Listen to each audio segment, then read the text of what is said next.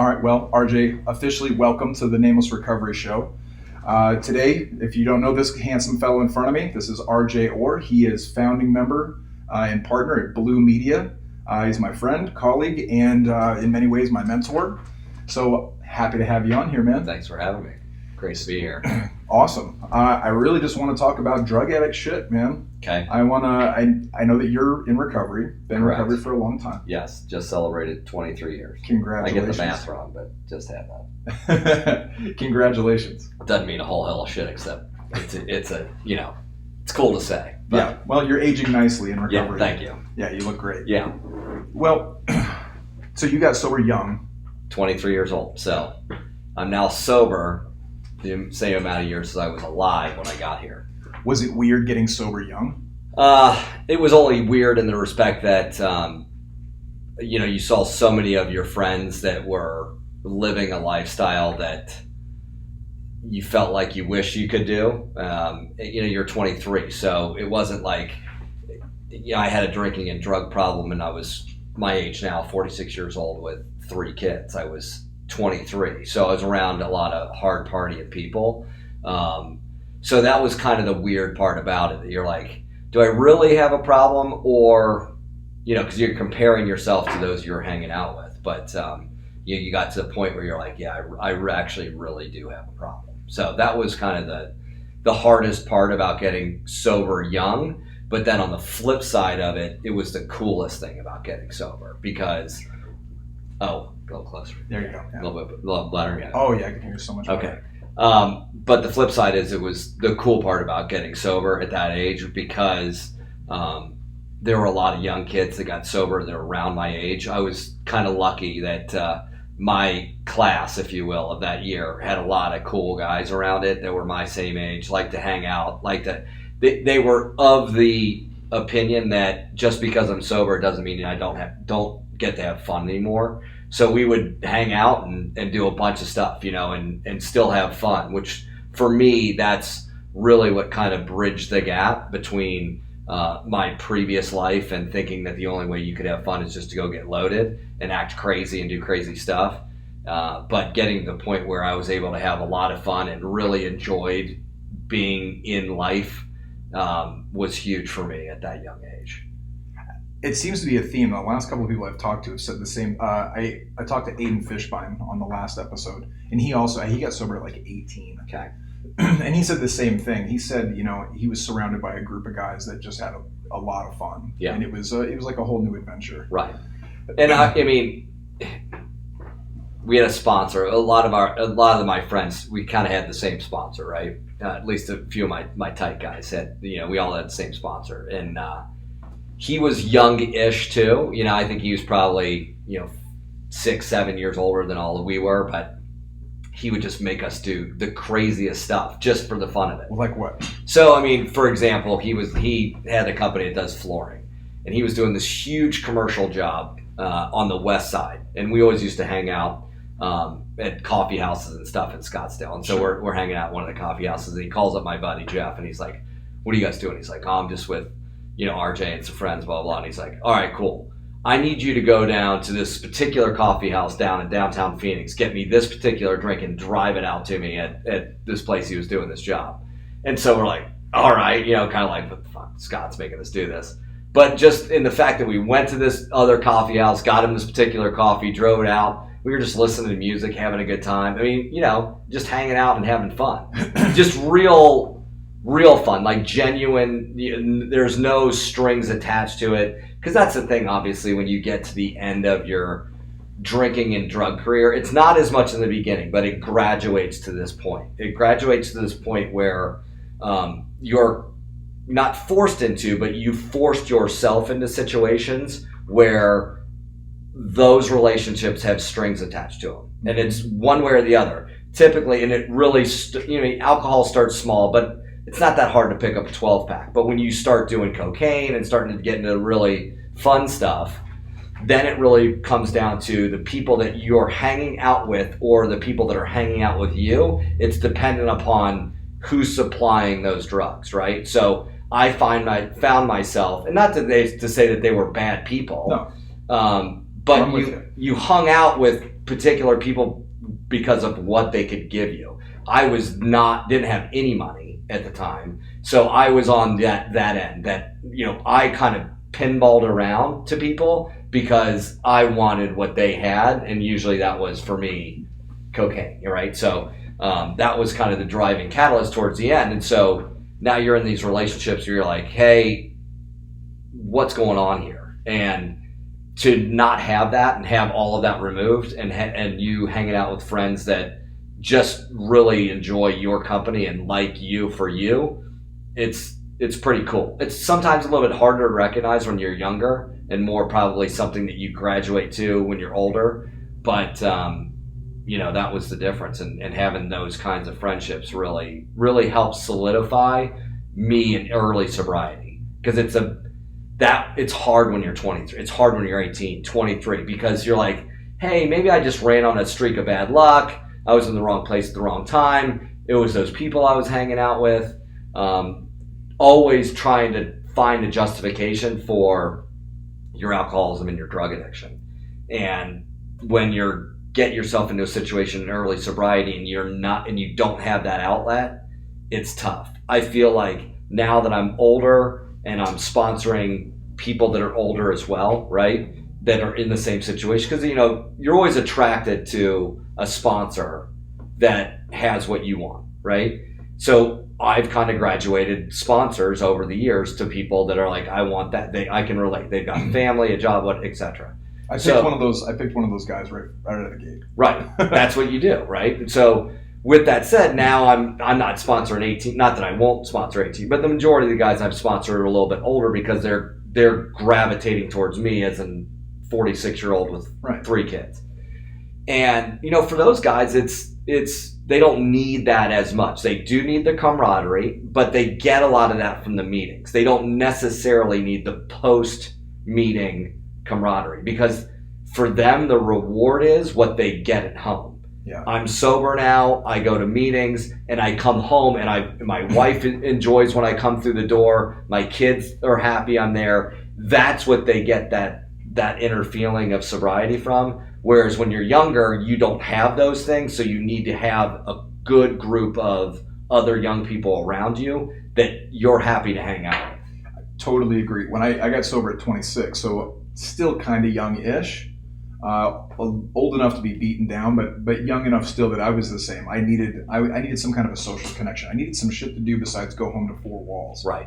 I found myself going to the halfway house where I got sober. I would get off work when I didn't live there anymore. I would get off work and I would just go back there, just hang out, smoke cigarettes, and talk to new guys. Right. I'm gonna keep remembering so Jamaican Blue. That was the Scottsdale one. Jamaican Blue. Dude, we used to get high in the parking lot. I had a friend that served coffee there when we were in high school. Right. I used to hang out at Jamaican Blue all the time. Yeah, Jamaican Blue. That's where we hung out a lot. That's where I got this phoenix on my arm done. Really? Yeah. It's that tattoo place right next to it. Yeah, right next to it. It's been a tattoo shop for 15 years. Yeah. Has it really? Long time.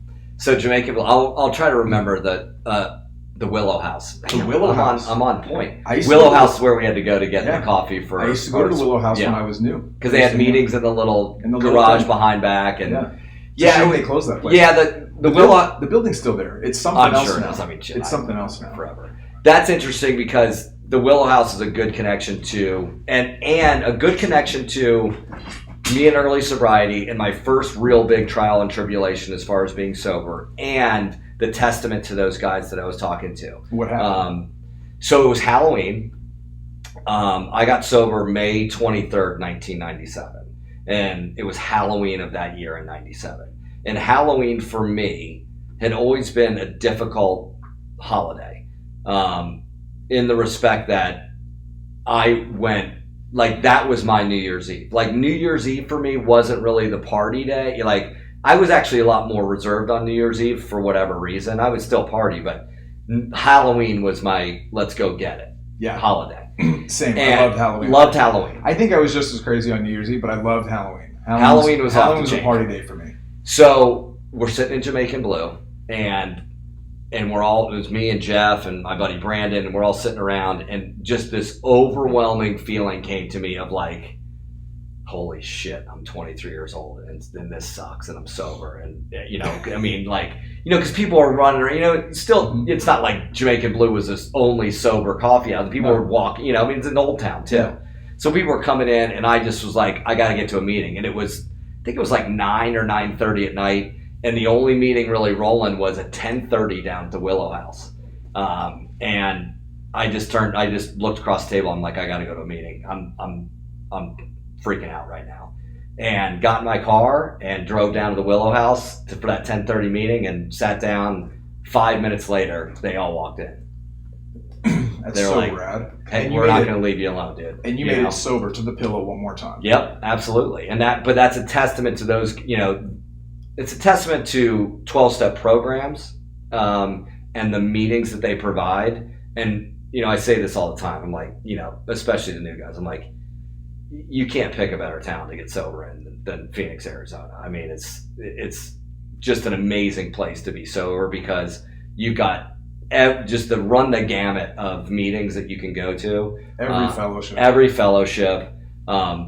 Just great people in the sober community here. And the fact that there was at 10:30 on a Halloween night at the Willow House, and then that all my buddies, it was like 10 people came and to support me, So, that's a big deal because I'll be honest with you, had I not really had a good core group of people,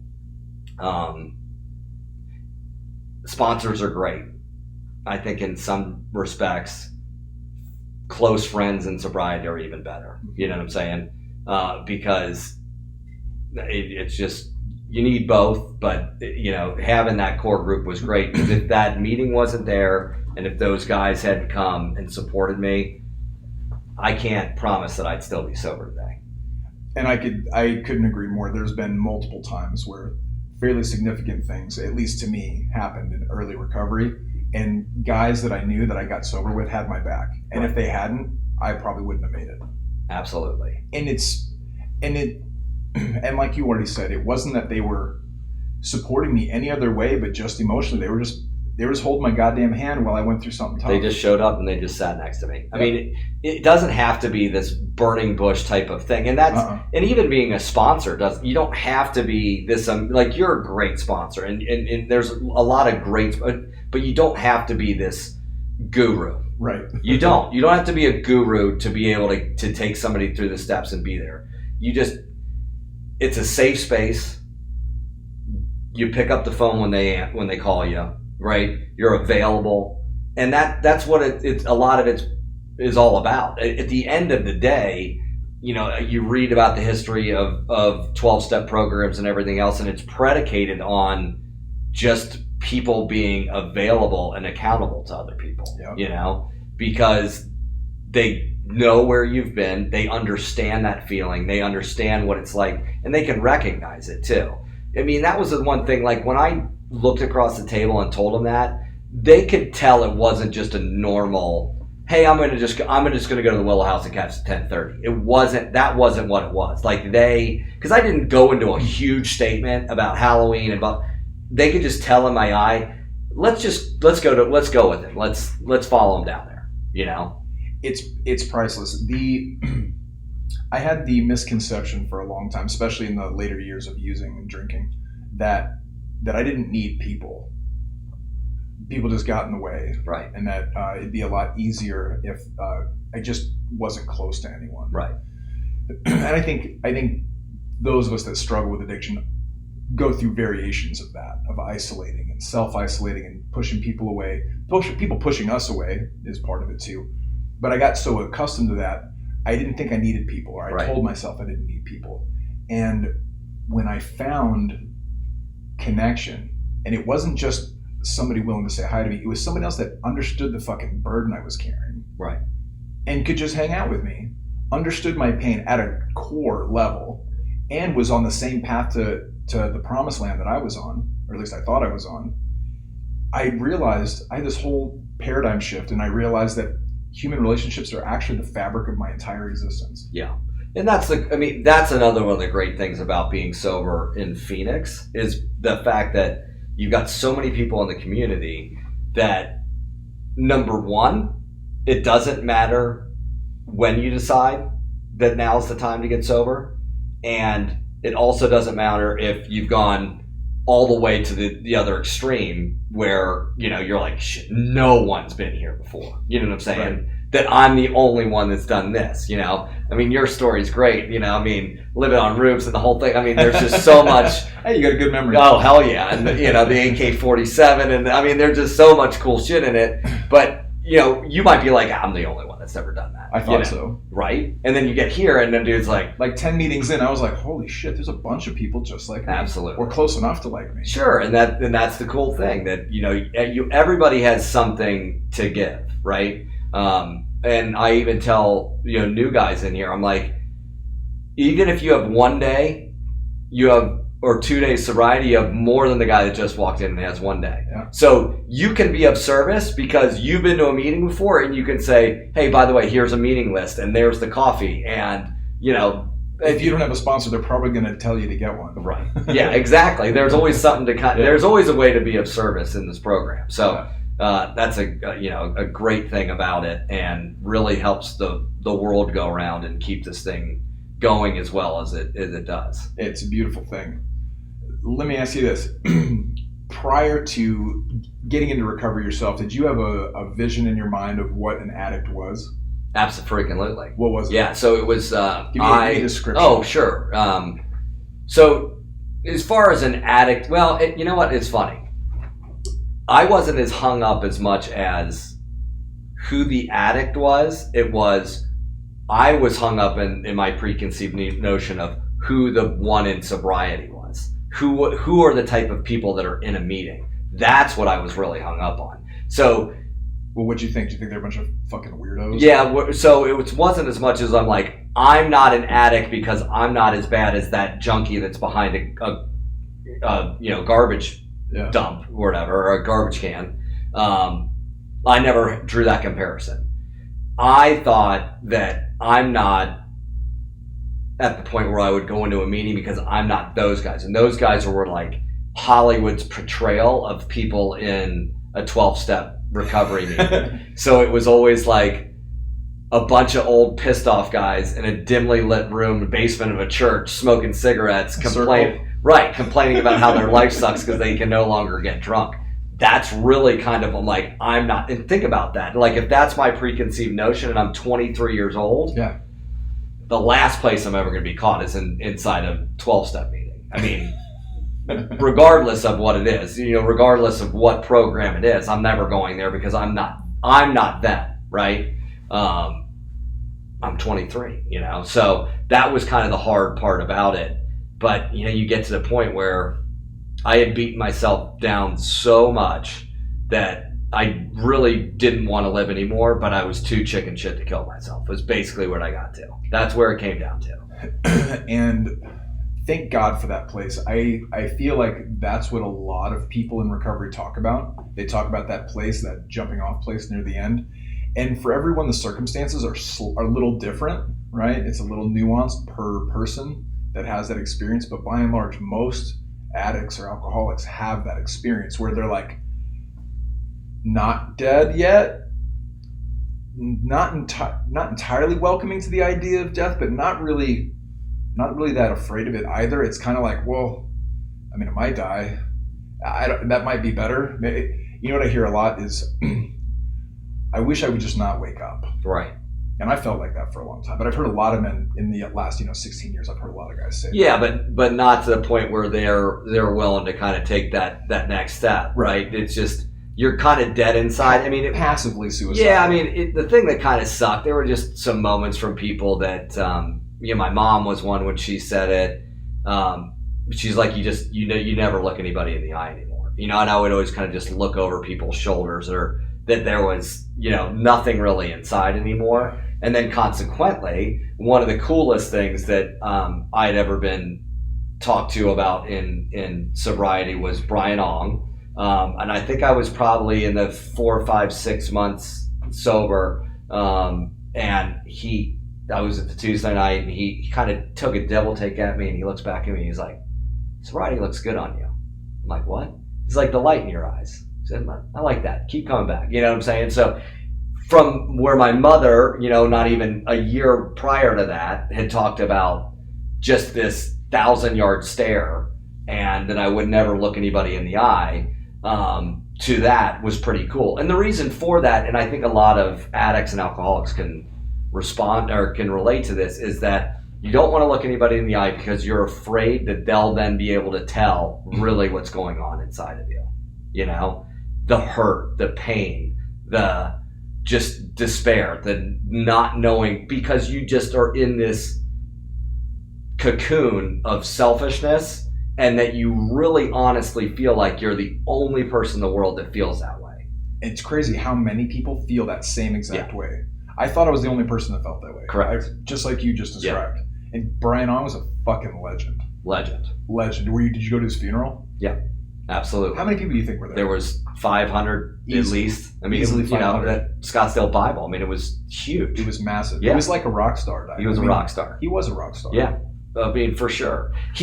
Brian, it's funny because Brian Ong spoke from the podium one time, and I don't know if he meant to do this, but what I took out of it is now my conception of God and how it relates to my higher power and in our relationship. And it came out of his speech. And I don't know how it came out, but now for me, my relationship with a power greater than myself, I choose to call God. I am not hung up on how anybody else likes to characterize it, because when I got here, I was a devout, I wasn't an atheist, but I was definitely agnostic, right? And I could talk to you about the non-existence of God because of all this bad shit that's happened in the world and all this stuff. So, and I hated and I'm still not a huge organized religion guy, right? Because it's run by men and women, and they're not perfect, and so they have a lot of flaws, and so the whole thing. So at its core, at the base, and the theology of it, I get. But then money and greed and power and all this stuff messes with it. So that's what kind of I have a problem with a little bit on organized religion. But so for me, I'm cool with the God concept right now. So the way I look at it, it came out of this Brian Ong speech, is that God and I are riding a tandem bicycle. And for a long time in my sobriety, or prior to my sobriety, I basically told God, I'm going to take the front spot. You pedal if you want, I don't care, I'm driving, And now it's reversed. I'm doing the work, I'm in the back, my handlebars don't steer anywhere, but I'm pedaling and God's steering. You know what I'm saying? And that's kind of that relationship. So because for me, a relationship with a higher power is not as much an external thing, it's an internal thing for me. It's a huge thing. Mind blown. Yeah. I love this. I'm glad that you're getting into this topic. It's a touchy subject with a lot of people, because you have people that are devoutly religious. I don't have anything negative to say about those people, but in each dogmatic denomination, you've got pretty strong opinions. And then you've got atheists, which are kind of like on this island over here by themselves, because they've got their own devout, really staunch beliefs. And then you've got everybody else. Right. Yeah, that's where I came from too. I came in agnostic, like not really sure there was a God. I wasn't like into proving that there wasn't one, but I was my flavor was kind of like, well, if there is, fuck that dude. Right. Exactly. If there's a hell, if all that's true, I'll see all you motherfuckers down there. Right. Everybody. I'll see you all there. Yeah. And that was what I thought for a long time. And coming into recovery and talking about higher power and people dropping the G word, and then the occasional guy talking about Christianity from the podium, and then this other guy over here is Jewish, and I was just like, what the fuck is going on around here? Yeah. And the guys that helped me early on, the one guy that walked me in was bringing 12-step meetings into Durango jail. Okay. His name's Brad. Maybe I'll get him on the show one of these days. Brad, he talked about the way he felt inside. He talked about not being able to stay sober because he fucking hated himself. And unable to kill himself, he would drink. And his life would spiral out of control. And so the logical thing would be to get sober. But then the longer he stayed sober, the more miserable he was. And round he went. And eventually he joined a 12-step group that introduced him to the 12-step program. And through that process, he found a relationship with a power greater than himself, who he chooses to call God. So when he walked me through that, I was like, okay. I went to the Tuesday meeting for one of my first meetings out of jail. We gathered. I saw him across the room. I scuttled over there and I was like, hey, remember me? And he's like, kinda. To me, it's like, right. He remembers me. And then we circle up and we do the Lord's Prayer. And I look over at him, and I'm not particularly religious at all, but I went to some church when I was a kid, and I look over at him. He's Jewish, right? And I'm like, that doesn't bother you? And he just looked at me. This is what he said, just like this. He went, nah. And I thought, there's something to this, man. Right. There's something to this. This dude's been sober for years. I think he was 7 or 8 at the time, years sober. Yeah. And to see him so casually shrug off the nuanced differences between religion to just be part of something that had saved his life and made his life worth living, it piqued my interest to an obsessive point. It was like, what's behind all this?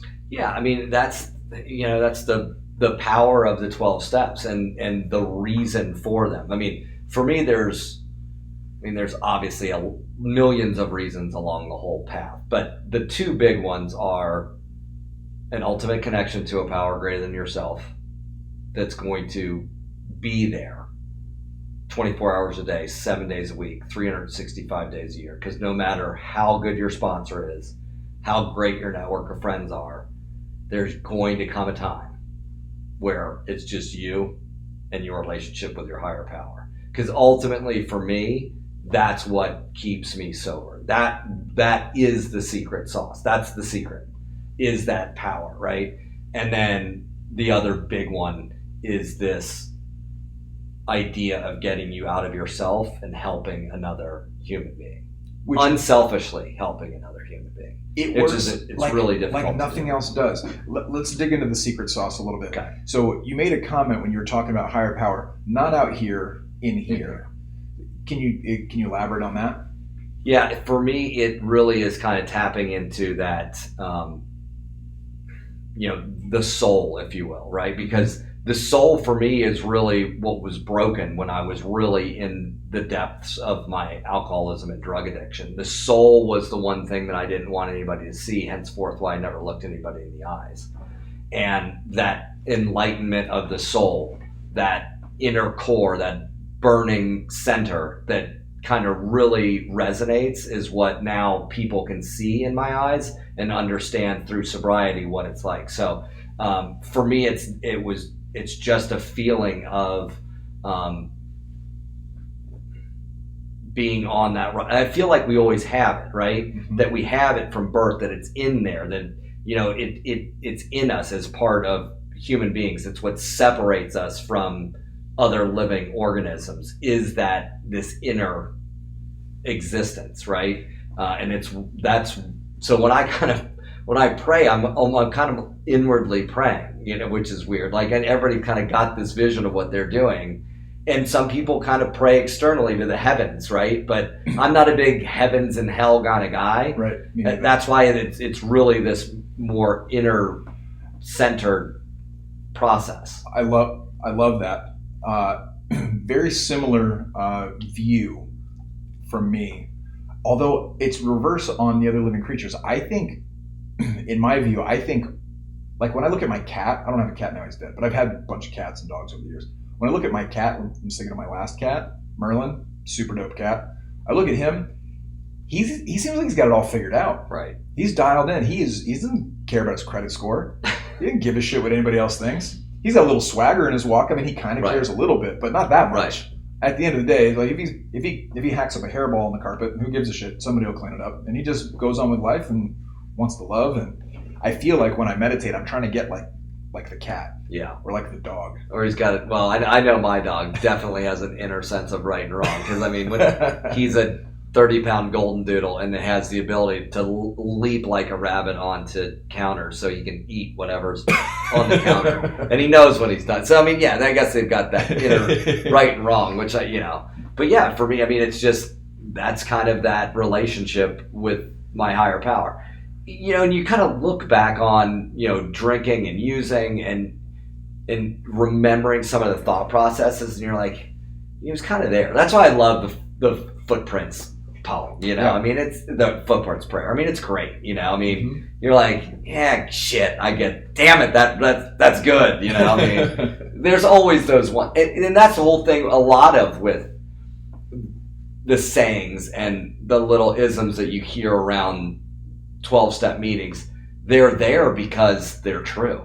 Yeah, you know, that's the cliches are true. Yeah, absolutely. That's why they're cliche. Yeah. The whole concept, I mean, I said it earlier, like I got 23 years, it's cool. But it is that one day at a time. Who gives a shit that I've got 23 years and a couple days up to this point if I go out and drink tonight? It doesn't mean shit. It doesn't, I mean, 23 years doesn't mean I'm immune from... If you're not there to walk your daughter down the aisle, she's not going to give a shit what you did in recovery. Not at all. But absolutely not. So the 24 hours a day, the one day at a time, that was one of those ones that really stuck with me early on, you know? And it really does. And maybe that's... And I think it's really good for people that do have a lot of years to think that way, because I've known a lot of people with a lot of years that disappeared. Mm-hmm. And, you know, I mean, I don't want to get off into another tangent, but a lot tangents of are good. Okay, well, my tangent for guys that have, and girls that have had a lot of sobriety, you know, and not really kind of working it as a one day at a time, continuing to stay in the program, connected through a sponsee type relationship, sponsoring other people, staying in it. Shit happens when we get older. Yeah. Doctors prescribe us crazy shit. The older you get, the easier it is to prescribe. Yeah. And then all of a sudden you're like, I just stubbed my toe, and the guy gives you a script for Oxycontin. You're like, okay. And then you go fill it. And then I'm 42, but I got to tell you, I know a dozen. I can name a dozen opiate addicts that are over 60.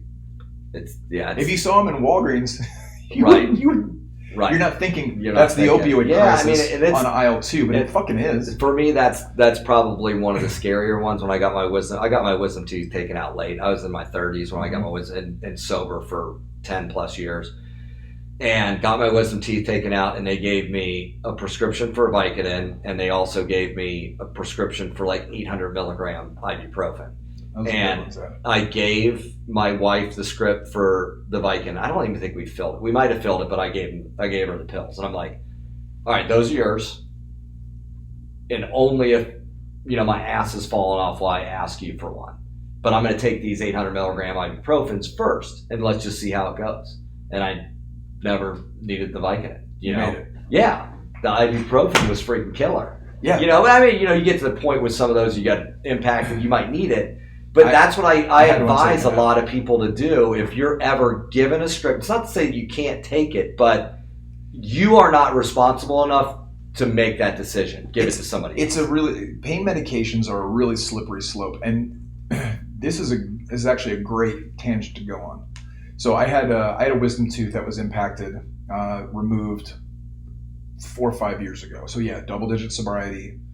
And he said it was just going to be a quick yank. Right. He said he was going to knock it out. And of course he had to cut, and he had to dig, and he'd suture me up and all that. And same talk, he was like, he wrote me a script. I told him I didn't want it. He wrote me the script and like gave it to my wife. And you know what my wife did as soon as we walked out?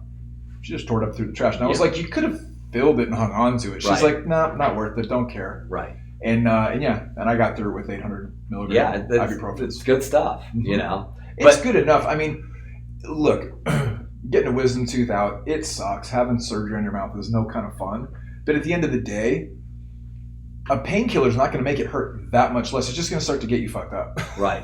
Yeah, because it doesn't really isolate that exact thing. No. It's the whole body, and that's and at the end of the day, here's what being sober and having that connection to the power grid in yourself that we talked about, and why I love in some other certain fellowships, they put on things that are all mind altering substances. Yeah. Because for me, it's, you know, okay, alcohol is by far my number one. Like, if I'm going out, sure, I'm getting a drink. Yeah. Period. You know, I'm not smoking a joint. I'm not, even though I loved doing blow. Blow was just really an add-on so I could drink more and not black out. That's why I liked doing cocaine. That was the miracle of cocaine. There's been a couple miracles. Miracle number one was when this hottie 16-year-old handed me my first beer on a beach in Fort Lauderdale, Florida. when I was 13 years old. It was a Miller Lite, and she's like, "You drink, right?" I'm like, "Hell yeah, I do." And I drank that, and it was a fucking miracle. And then the first time that one of my roommates in college was like, "You want to do some blow?" And I'm like, "All right." And then I did it, and I'm like, "Fuck, this is freaking awesome." That was another miracle. And then getting sober, I mean, those are miracles, right? So, but mind-altering substances for me, it doesn't matter because I never liked smoking pot. I think I really got high, like maybe once or twice where it was like giggles and I'm like, that was awesome. Every other time I'm just not a good pot smoker because it makes me tired. It's not a good feeling for me. But that doesn't mean, so I addictively never used marijuana ever in my whole life. But that doesn't mean that I have the ability to use it because it's a mind-altering substance. And for me, if I get into mind-altering substances, like, hey, I can smoke a joint or a doctor prescribes me Vicodin or an Oxycontin, that mind-altering substance will then take me off my path up with my higher power and cut off that relationship. And then what will ostensibly happen is I will go, where's the thing I love the most? Okay, let's go get a drink. Mm-hmm. That's what it's going to be. And that mind-altering substance can also happen with dangerous situations. The other thing about being sober younger is you had a core group, and I called it extreme sobriety. They literally partied. They partied on this edge, but never got loaded. But they were on the edge. They were there were tons of strippers around. There was lots of drinking around. There was a lot of fucking blow around. They were there, but they weren't getting loaded until they did get loaded. They were just right on this edge the whole time, just going 100 miles an hour, right on the edge of the cliff. And then eventually they didn't make it. Those types of things are mind altering as well, right? Strippers are mind altering, right? It can be. Those types of putting yourself in those situations. Not to say that you can't go to a strip club in sobriety. I've been to many a strip club in sobriety. Right. Likewise, I've been to many parties in sobriety. That's a whole other topic we can get onto too. Strippers. Sure, but after a while, it's mind altering. You know what I'm saying? And then all of a sudden, that hot 16-year-old that gave me a beer when I was 13 turns into this hot ass stripper that's like, you want to do a line of coke off my titty? And you're like, yeah, I do. You know what I'm saying? So it's a strong motherfucker, dude. I'm telling you, it's. All right, we're gonna come back to strippers. I want to go backward a little bit. I want to go backward a little bit to the pain medication because, my friend Andy calls it the Roaring 2000s when Purdue and all these big pharma companies were really pushing Percocet and oxycodone, all these really strong narcotics. It's like you could, if you hurt your back, if you had a fucking headache, you could get a prescription for something for an opioid, something really strong. And we were just it's like half the country got hooked on this shit. Yep. And it created this tidal wave of addiction and changed the way drug addicts look, because there was a time in American history when you could tell if somebody was the worst of the worst, you could spot them. Sure, because usually an opiate addiction meant that you were shooting heroin. Yes. Right. I think New York City, 70s, ghettos. Track marks. Yeah. Easy to spot. Yeah. But I gotta tell you, 2010, 2008, you got full-blown junkies driving around in Mercedes, driving around in BMWs, C-suite executives in companies, organizations all over the country, all over the world, getting hooked on pain medication. Yeah, and you try and it seems fine until it's not. And it's like how many months, how many years go by undetected until finally the guy taking them says, or the gal taking them says, you know what? I don't really know if I want to keep taking this stuff. And what do they find out? Can't fucking stop. Right. Or what's even worse is it really led to the resurgence of heroin in the United States. Yeah. I've had many a sponsee, and I'm like, okay, anymore, God, it's you don't run across a lot of just pure alcoholics anymore, right? But a lot. I see a few. I mean, I work in treatment, so yeah, every once. But I mean, a lot of them are like, "Hey, what's your story?" Got hooked on pain meds, was getting prescribed. Then I was doctor shopping. Then I had to start buying, and then my tolerance level was so high, I could not afford the $1 a milligram that I was trying, and I was getting to 100, 200 milligrams a day on whatever, on Oxy or whatever. So then I went. Somebody's like, "Hey, for $25, you can just get heroin." Yeah, so much cheaper. So much cheaper. And you don't need a prescription. You just need to know that. It's a lot, in many instances, a lot easier to get. So then all of a sudden you're like, shit, yeah. And then you throw fentanyl in, and then, I mean, 2020, we got fentanyl in everything. So, yeah, I think about Chuck. You remember Chuck? Yeah. Died a few years back. I met Chuck in jail, in county jail here in Arizona, in Maricopa County. And I was talking to him. And I said, what's your drug of preference? He says, strangely enough, heroin. And I said, why is that strange? He says, because I'm almost 50 years old. I said, why is that strange? He's like, I'm not a drug addict. Right.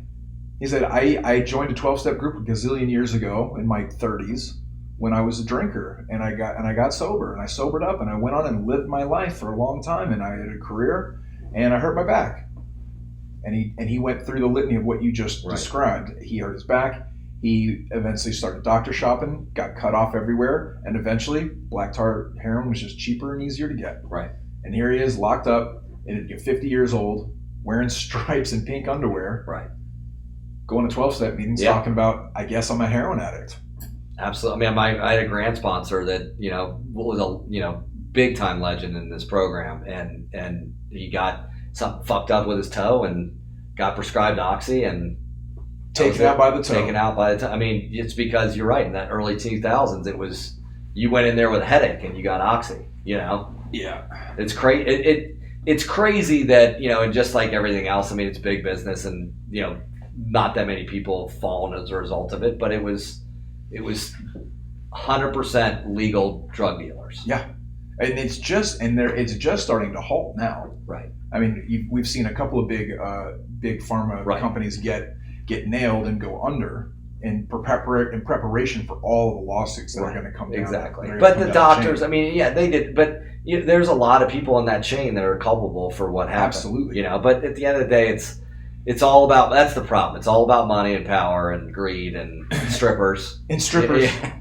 So here's my 2 cents on strippers. I never really went to strip clubs prior to sobriety, primarily because I was broke. Right. I think I went maybe 2 times or 3 times. And then in sobriety, I've been to like bachelor parties, like my friends getting married. We've been to Vegas, been to like the Spearmint Rhino. And I gotta tell you, the first time I walked in the Spearmint Rhino, at like many years of sobriety, I was like, whoa, this is crazy. Right. Didn't know this existed. The strip clubs I went to back in Phoenix, not this. Right. This is amazing. And the weirdest thing happened. After about an hour and a half, the magic of it sort of wore off. And I just saw a bunch of broken chicks in their undies, and I was like, "I think I got it. I think I'm done." Yeah. Can we? We gotta go pull Johnny out of the back room. Out of the champagne room. Yeah, we gotta get him out. Let's go, man. And I think I've been like 3 times maybe in sobriety, and I don't really have an issue with going if we're going for a good reason. Right. A buddy of mine's gonna get married, and he's like, "Man, I want to go see some boobs." It's like, okay, we'll go. But I kind of have this same phenomenon every time I go. The first 10, 20 minutes, it's like, whoa, there's pretty chicks with their shirts off everywhere. Right. And after about an hour, it's like, God, I'm raising 2 little girls at home. Yeah, that's what you got to just act like they're all in the medical program at Yale, and they're just paying their way through college. That's just all it is. Sure. But I start to think about my daughters and I'm like, it just sucks the magic and the fun out of it. Sure. And I'm just like, I'm over this. Let's go.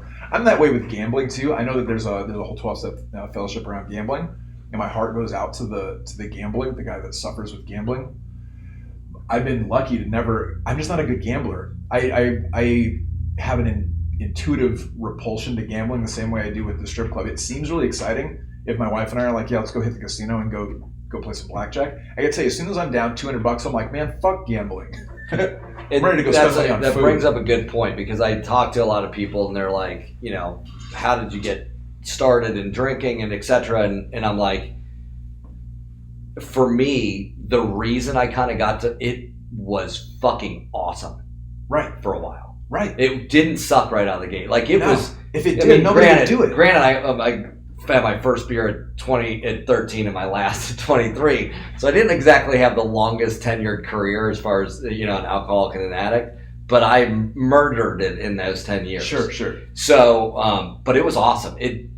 There were a lot of years where there weren't a lot of consequences. There was some stupid shit that happened. Yeah, I got a DUI. Yeah, I did, get arrested for dumb stuff every once in a while. But for the most part, it was freaking pretty awesome. Right. I mean, I would just be loaded and fall ass backwards into hot chicks and just, it'd just be, the rap was rolling and just, there were many a points where you could point to and I'm like, that was awesome. That kicked ass. So that it just didn't all suck. Right. For me, I'm with you on gambling. I never had that with gambling. I never wasn't like the first X amount of times I went and played blackjack, I walked out with 10 grand and I'm hooked forever. I got my ass kicked right out of the gate. Me too. Gambling. I like gambling, but I've gone to Vegas many a times with my wife. We love going up, hanging out at the pool. Yeah. Like you talked about, going and eating, going to some shows. That's what me and Nicole do. Having a great time. We tear it up in Vegas. And we walk past, and she's not a gambler, and we walk past and don't never give a shit. I think we've gambled together once. Right. So it's not that, it doesn't have the allure for me, but it kicked my ass right off the bat. Whereas drinking and drugs never did that. It didn't start kicking my ass till later. So that was the big thing. So I also I can romanticize drugs and alcohol. Even though I got my butt kicked, if you asked me to, I could romanticize drugs and alcohol. Sure, absolutely. Well, and I was talking to this guy one time and he said, I don't think I can get sober. I said, well, why not? He said, well, I actually like smoking methamphetamine. And I was like, newsflash, Dave. Everybody likes smoking methamphetamine. The only people that don't like it are people that haven't tried it. It's fucking amazing. He's like, oh, really? And I'm like, yeah, that's why it's a fucking epidemic, man. Right. It's so, smoking methamphetamine is so fun. Like, I spent the best years of my youth locked in a bathroom smoking it. Right. Like, yeah, getting fucked up is fun. But you know what? It is funny because it is the romanticizing of drugs and alcohol. And I heard one lady, and it wasn't even in a meeting or something. She was just talking about cigarettes and smoking. And she's like, the best part was going and getting a fresh pack and packing it and undoing it and opening it up. And then all 20 cigarettes are there and you're taking out that first one. It's not I just have the soft pack because I couldn't get the fucking hard pack and it's all fucked up and I bring it out and the cigarette's all crumpled. A lot of that going to in anticipation of the party, in anticipation of the drink, in anticipation of going and getting that 8-ball with your friends and coming back, dude. You're just like still today. I'm getting a little goosebumps even thinking about that. Yeah. And so I get the goosebumps about that preparation and the anticipation thereof. But I don't really get the goosebumps of the greatest thing that I have still going for me right now, 23 years in, is the ability to play it forward. My tape doesn't stop at there. It then can continue to play and go like, yeah, remember that time you came home all fucked up from the bars and your roommate was out of town and you didn't have your key to the house and you punched through the window to get into your apartment and you damn near bled out because you cut the shit out, just dumb shit, you know what I'm saying? Like those stories are in there too. So dumb stuff. I remember waking up strapped to a hospital bed at Tempe St. Luke's and coming to, and the nurses go, oh, the asshole's up. No effing idea how I got there. Good. No idea how I got there. Yeah. And so the tape still plays forward, which is good. So it doesn't stop at the... And that's what I think when people are struggling to get sober, I think, and they're struggling with am I not? I think that's one of the big hurdles is like, well, there were good times. Of course there were good times. Getting fucked up is fun. Whenever I've spoken to youth or anything like that, I'm like, I know you guys probably think I'm going to get up here and talk about drugs being bad, but they're not. Drugs are fucking awesome. And I use the F word and everybody giggles and they're like, yeah, okay, this guy's cool. It's like, well, yeah, they're so awesome that you're going to waste your life doing them. Right. and you're not gonna have a successful marriage, and you're not gonna have a successful career, or you may, but you may not enjoy it. You may go on and just have a whole checklist of things in life that you won't do. Yeah. Because you're gonna be getting fucked up, and you'll be too fucked up to do most of those things. You know, there are some men and women who are fortunate enough and skilled enough to pursue a career and have some material success. But even those cases, I mean, I've sponsored a couple of guys that play guitar for a living and are very, very wealthy, and I was with them on their first day of sobriety, and they were just like you were describing. I'm not ready to kill myself, but I kind of wish I just wouldn't wake up tomorrow. Yeah. So it's, I think once you can really come to that realization, like, yeah, I do kind of still want to, but I kind of just I want to live my life. It becomes this something that instead of I want to try and get away with, it's like something I want to get away from. Like, can I get a day off maybe? Right. If I could take a week off from drinking and drugs, that would be cool. And then right. like maybe check it out a little bit. But that's the thing, I don't really have that option. Right. Yeah. It's like all in or all out. And getting all out isn't as easy as just saying that. Getting all out is hard. Yeah. It's hard. It's like you jump yourself into some fucking prison gang when you're a teenager and you can't get out of this fucking thing. Yeah. It's all fun and games, and then years go by and you're like, maybe I should grow up a little bit, and you find you can't get away from this shit. Yeah, and a lot more so than any time in history, you've got access to successful drug addicts through social media, right? Uh-huh. So we're not all Snoop Dogg. No. You know? We all just can't smoke weed 24 hours a day and be a multimillionaire and have it all your shit together. Right. We're not. Those are nice. Those are unicorns. They literally are unicorns. Right. And like you said, it's like, okay, yeah, they may seem like they got it all together. You don't know what it's like on the inside. You don't know what their life is like truly, right? But everything's romanticized to this. You got a lot of factors fighting against you. We have forever. Well, right? and I think you're touching on something important. I think it's very easy to take the shit show that is my life, in active addiction, and try and compare it to like a fucking highlight reel I see on social media and be like, I could pull that off. Like, no, I can't. Right. If I could, I would. Absolutely. They'd be making it would be my fucking music video, right? Yeah. Or I would be the guy in the movie, but I'm not. I'm just another dude that can't stop drinking and doing drugs, and I'm watching the years of my life just pass me by. And we're in the other 99% that really just can't do it. And you see it. I mean, I've seen it. You've seen it play out. I mean, you watch some of those people that you might play the compare game with, and you on a longer term scale, and eventually you see that the wheels fall off. It's a very, very hard thing to do successfully for a long period of time. Be a real hard drinker and hard partier, right? But I mean, the book describes things like that, right? I mean, it talks about the differences and having those hard drinkers and hard partiers. And I was around a lot of those guys. That was the hard thing for me at 23. I vividly remember my friend Lance. We went out and just got freaking cross-eyed drunk. And it was a night. It was like a Wednesday, so we both had class that next day. And I remember being in his house and literally just kind of peeling my face off of the carpet where I had passed out, to seeing Lance in the kitchen with his backpack on, making himself a traveler cup of coffee to go to his first class, and I had already missed mine. You know what I'm saying? Yeah. And I'm like, I remember being with that. He was retarded drunk the night before. Right. Like, and he's up going to class. I can't even get to, the thought, I didn't go to class that day. And I'm like, what's wrong with me? What's going on? Why can't I do that? And it's because Lance wasn't an alcoholic. Uh-huh. He was a hard partier, but he wasn't an alcoholic. At an appropriate age to be a hard partier.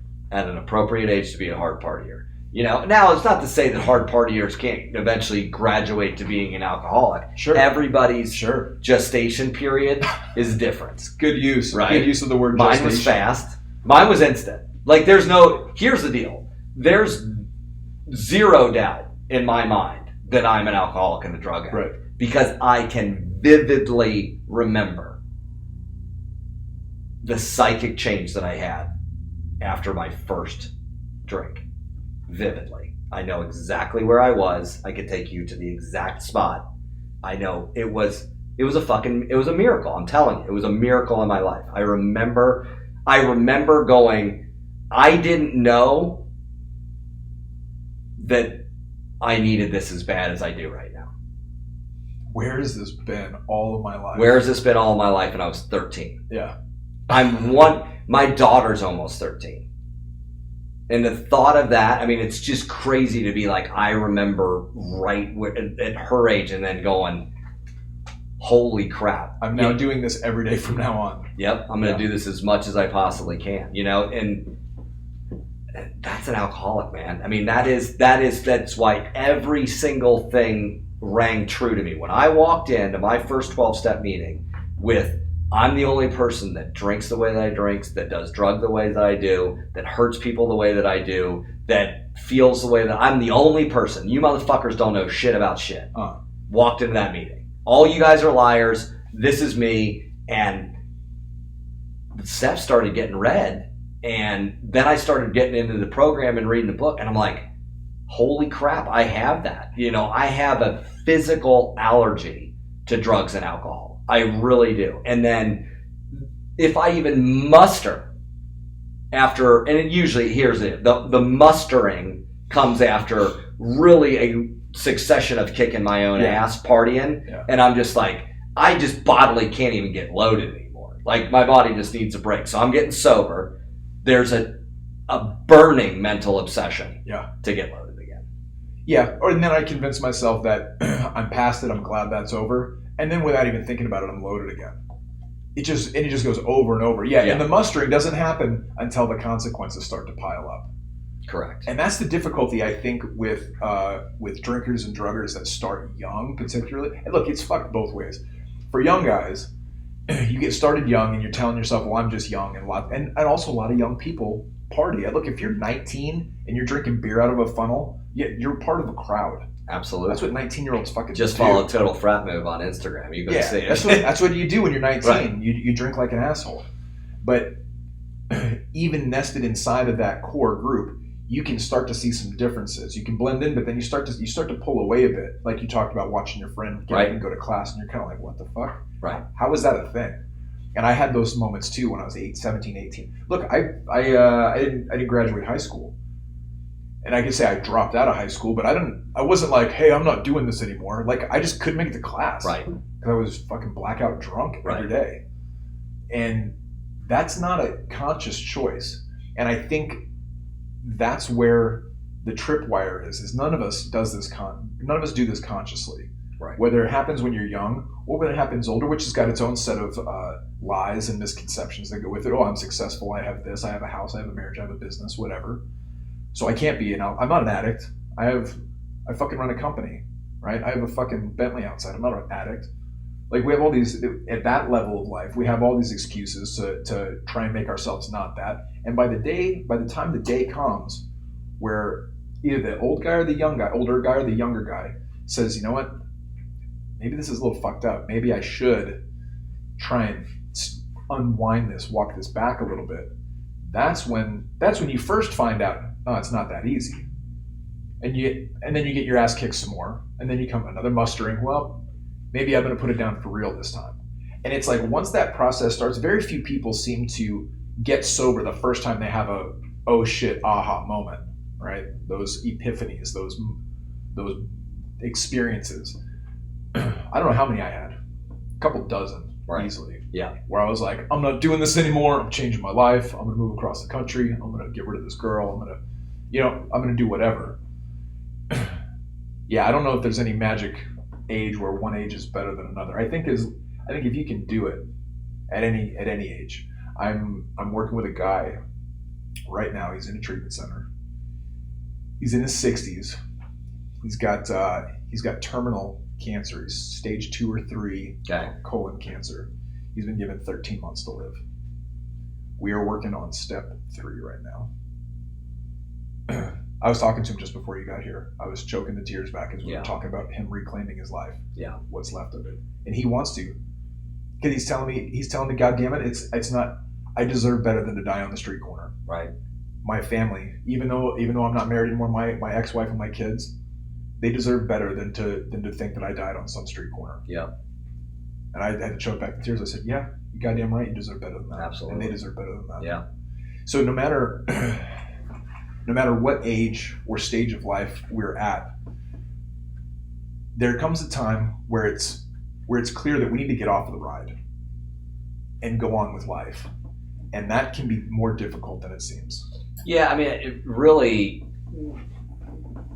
for me, there was a window where I could no longer come up with a good justification to pick up the next drink or drug. In that window, I beat myself down pretty hard. I could not make a justification as to go why to pick up another drink. In that moment, I told somebody I need help. That led me to my first meeting. Wasn't a burning bush moment. It wasn't a burning bush moment. It was literally just a moment in time that was kind of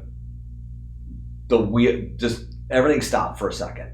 And I really couldn't come up with a good justification, because that's what we always do. You know, we always justify. I've justified lots of things. I justified that hospital bed. You know what the justification was? I'll tell you exactly what it was. I remember it.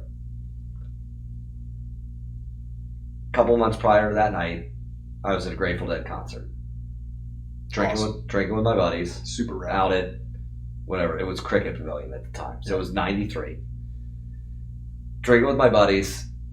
They had introduced me to a friend, this guy who was a drug dealer. And he gave us some drugs. I think he gave us ecstasy or something cool, you know, for the Dead concert. Fast forward a couple months later, drinking. I'm at a bar in Tempe, downtown Tempe, and I see him again. I'm like, hey, dude, you got something?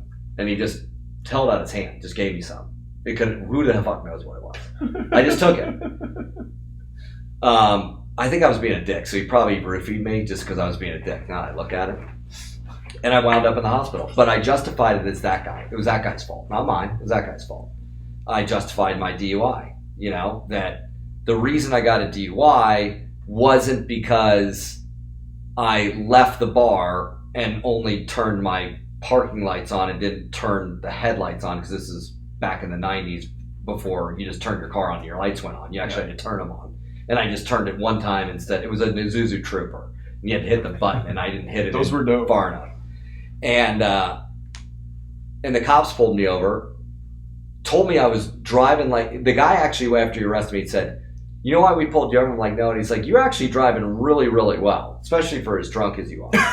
He's like, you didn't have your lights on. And he's like, we just followed you and figured, oh, he'll notice that he doesn't have his lights on and he'll turn them on. You never did.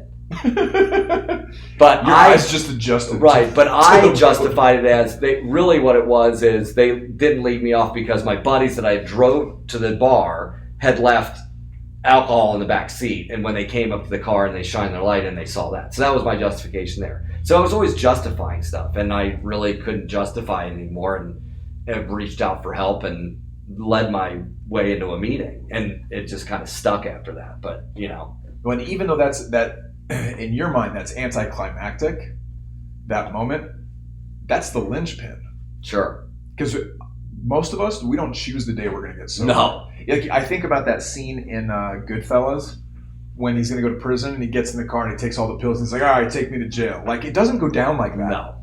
Like, you get sober the day you fucking get sober. It's my last beer is half drunk, is half drank. It still has half a beer.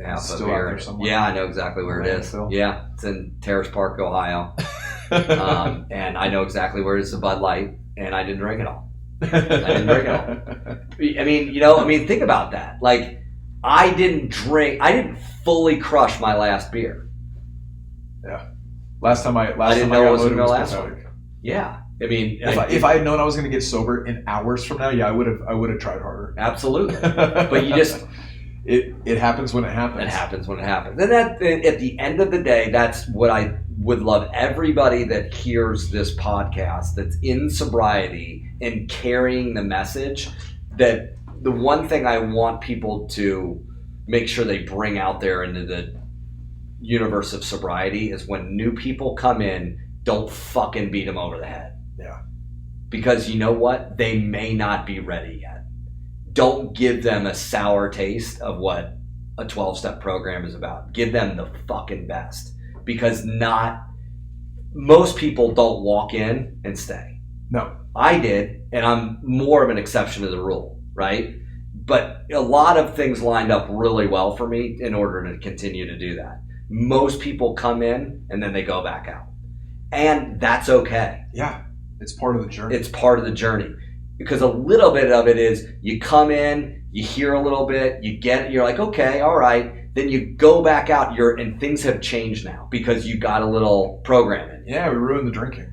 You ruin the drinking or the drugging. You got a little bit. So anytime I get, now there's exceptions to that rule, because I will really kind of give it to a guy after, now this may be the 10th time now I've sponsored you. I will give it, but the first ones you're responsible to give them an amazing version of a 12-step program, because you just never know. They may never come back to you. They may get sober in another town. There may be that point where they wake up and they're like, I can't fucking do this anymore. You know what? I'm going to a meeting. Yeah. They need to remember that the meeting they went to and the dude they met wasn't like the black and white, dimly lit room circle like you see in the movies. They remember that's not like that. That it's not like that. You're like, you know what? That Estil guy was really cool. You know? That's not somebody I have perceived as being in the program. And here I am a couple years later, and I'm picking up the phone or I'm going to a meeting, and it's because of that, you know? And I think sometimes there's people that it's a sense of power sometimes for them being in the program and being a sponsor, and yeah, we could go on that tangent too. Well, you have to figure. A lot of her it's bad copies of bad copies. So yeah, well, and yeah, the next time I have you on, maybe we'll beat up overzealous 12-step members. So if you were gonna say something to the new person, let's say there's somebody listening to this that's recovery curious. Okay. They're interested in the topic of recovery. They're probably drinking while they're listening to this, and they're trying to make a decision. Should I? Shouldn't I? Should I try this recovery thing? What would you say to the guy that's struggling right now? Number one, that they're absolutely not alone. They're absolutely not alone. They, as much as they feel like they are in that cocoon of their world and that they're the only one in the world that are feeling the way that they're feeling right now, that they're absolutely not. And that the greatest thing about 12-step recovery is that it is organized by, put on by, and attended by people that were in the exact same situation that you are right now. That's why it works. That's the great thing about it. I don't walk into a meeting and it's being put on by some person that has a PhD from Harvard that really doesn't know what it's like to live on top of a roof or wake up strapped to a hospital bed. Yeah. That it's people that understand exactly what that feeling is, exactly what that mental obsession is. And so that's the one thing I want somebody that's young and curious or in sobriety, thinking about sobriety, whether you're young or old, is that come in and just listen, because at the end of the day, another cliche, will gladly refund your misery. That it's out there. And here's the other thing too. And for me, especially as a young person, this is a really big catalyst to keep going. And that's the FOMO, the fear of missing out. I swear to you that right now, what's going on tonight in Old Town Scottsdale was going on 10 years ago and will be going on 10 years from now. It will always be there. The same exact scene, the same exact party. The chicks are just as hot. It's all there. So if you're there and you're like, yeah, but whatever your yeah but is will always be there. Give this a chance. Just come in and sit down and listen for a second, because you'll find that if you're at a point where you're able to listen a little bit, you'll find out that you're like, yeah, that there's something to it, and it's just really about having that positive experience for people. So outlets like this that might be able to get to people are great. Calling the hotline, great. I got here from the hotline. That's how I got to my first meeting. Yeah, got here from the hotline. And it was because I was like, oh, I'm going to go into Banner, some fucking bougie treatment center. And my insurance I didn't have the insurance to get in. So there was a girl that I was dating at the time, my college girlfriend. She's like, I think you should call 12-step hotline. And I did. And I called and they directed me to my first meeting, So it's a pretty powerful thing. It really is, man. And you've gone on to live an extraordinary life. I thank you for your service to our community, obviously to your family, and thank you so much for coming on and talking with us. Thanks, Estil. Appreciate you. Pleasure, brother. Appreciate you, man. Love you. Love you too, brother. Thanks, man.